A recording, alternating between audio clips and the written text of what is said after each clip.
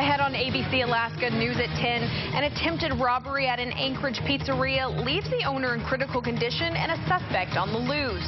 Termination dust on the mountains means winter's coming. One Anchorage shelter begins preparing for the long months ahead. And Commissioner Dan Sullivan resigns from the Department of Natural Resources. Is he headed to the nation's capital?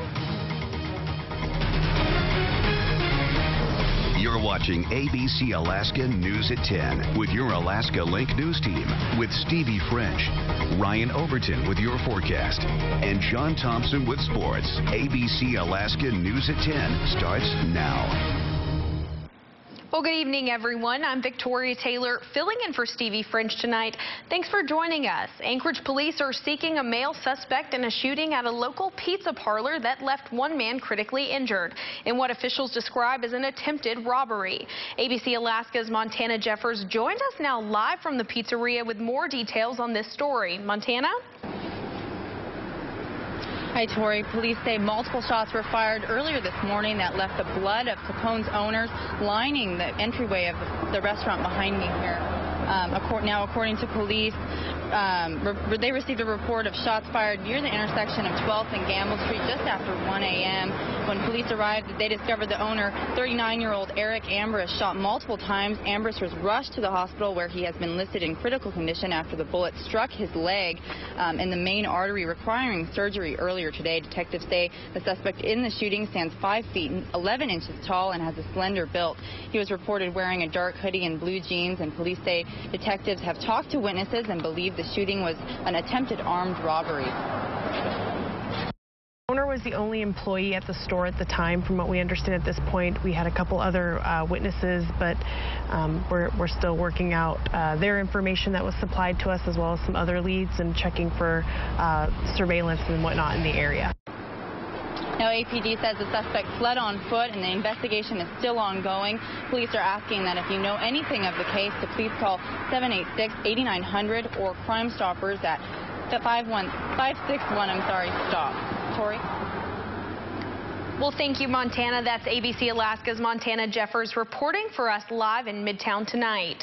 Now, Anchorage's Brother Francis Shelter held a town hall meeting today to discuss winter plans and a new grant they say will allow them to accommodate overflow during the cold months. ABC Alaska's Whitney L.B. Miller was there this afternoon and brings us the story. Whitney?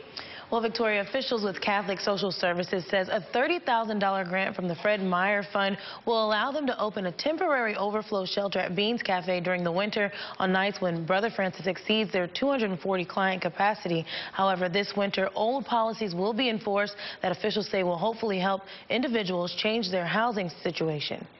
There's got to be some help for me somewhere along the line to help me. And all the veterans out there, got to be helped. Moses Edwards says he's a veteran who currently lives outside behind the Brother Francis shelter, and with the new enforcement of the shelter's 30 days on, 30 days off policy, he fears this winter could be his last. We can't be out there laying down dead. So they're going to find me under 4 feet of snow this winter. Because of a 20% increase in the number of men and women needing shelter, officials at Brother Francis say they had to reinforce that policy along with an 11 p.m. curfew. Brother Francis Shelter was not designed as permanent housing. Participate in case management prior to the end of the 30-day period, or the in-house program, or the Good Day, Good Night Sleep program. That will allow the extension beyond the 30 days. Along with winter prep, the town hall meeting was an open forum to address the growing problem of homelessness in and across the community. Assemblymember Elvie Gray Jackson suggested the mayor bring back the city's homeless coordinator position. Would have somebody at the city level to work with all these different agencies to try and make a difference within our community, and that's what one of the things that the homeless coordinator did. In Anchorage, like many communities, she says the homeless situation is a growing problem, and a solution is what this city needs. Now, with the new grant, the shelter will be able to house an additional 124 people. Victoria? Thanks so much, Whitney. That's Whitney L.B. Miller reporting for us on ABC Alaska tonight. Now, among those running, Joe Miller, a Tea Party favorite who made an unsuccessful U.S. Senate bid in 2010, as well as speculation Natural Resources Commissioner Dan Sullivan might run after his resignation, which happened to be announced earlier today. Sullivan's resignation takes effect September 24th. Now, reports say the news came from Republican Lieutenant Governor Meade Treadwell, who officially launched his campaign for Senate Thursday. His resignation letter to Governor Sean Parnell said, quote, he intends to serve his fellow Alaskans as he explores new opportunities and challenges in his next phase of life.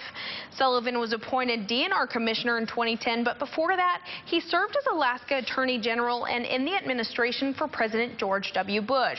He was also recently deployed to Afghanistan after being recalled to active military duty.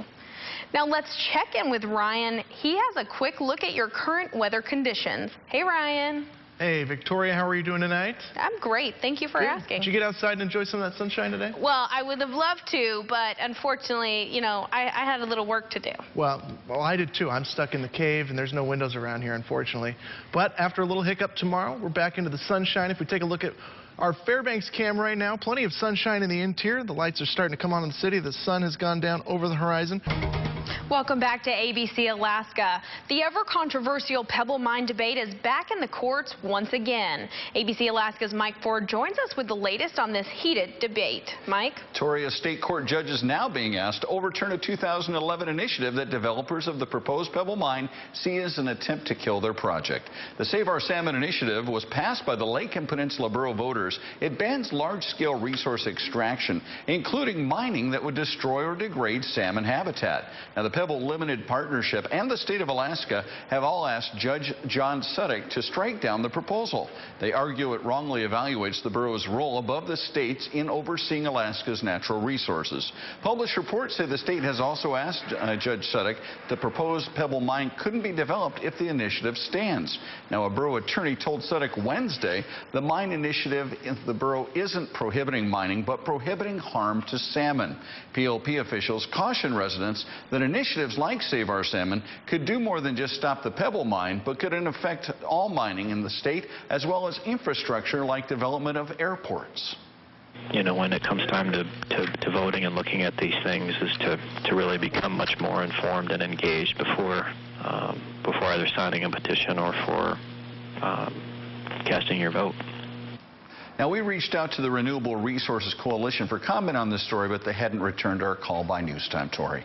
We could get to 60 on Saturday, maybe even Sunday if we're lucky. But since there's no cloud cover, those overnight lows are going to be dropping down into the low 40s. It's feeling like fall out there already. It's going to be a little bit fall-like. Cool temperatures kind of sucks. I'm going to come up with a list of words you cannot say. Burr, cold, dropping down, freezing temps. Yeah. Let's eliminate those now. Yeah, termination snow already in Pioneer Peak. And the Palmer, it's just like, it's coming fast. Fall is right around the corner. It is here. Are you ready? You got snow gear, snow boots. You ready? I'm getting ready, yeah. Oh, getting ready. Well, stay tuned. Coming up next, John Thompson will have a look at your sports.